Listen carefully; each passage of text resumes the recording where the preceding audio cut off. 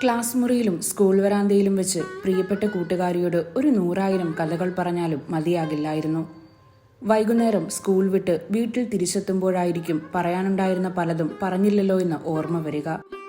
അപ്പോഴാണ് നാളെയെന്ന പ്രതീക്ഷയ്ക്ക് ഭംഗിയേറുന്നത്. കുളി കഴിഞ്ഞ് സന്ധ്യാദീപം തെളിയിച്ച് മുത്തശ്ശിക്കൊപ്പം നാമജപവും കഴിഞ്ഞ് പഠിക്കാനിരിക്കുമ്പോഴാകും കൂട്ടുകാരിക്കൊരു കത്തെഴുതിയാലോ എന്ന് ആഗ്രഹിക്കുന്നത്. നോട്ട് പുസ്തകത്തിൽ നിന്നും നടുവിലെ താൾ കീറിയെടുത്ത് പ്രിയപ്പെട്ട പേനയുമായി എഴുതാനിരിക്കുമ്പോൾ സന്തോഷത്തിൽ കുറഞ്ഞതൊന്നും ഞാൻ അനുഭവിച്ചിരുന്നില്ല.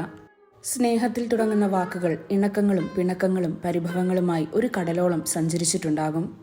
വീണ്ടും അക്ഷരങ്ങളിലേക്കൊന്ന് കണ്ണോടിച്ച് അമ്മ കാണാതെ കത്ത് മടക്കി നോട്ട് പുസ്തകത്തിൽ വെക്കുമ്പോൾ മനസ്സ് നിറയെയുള്ളത് കിട്ടാനിരിക്കുന്ന മറുപടി കത്താകും.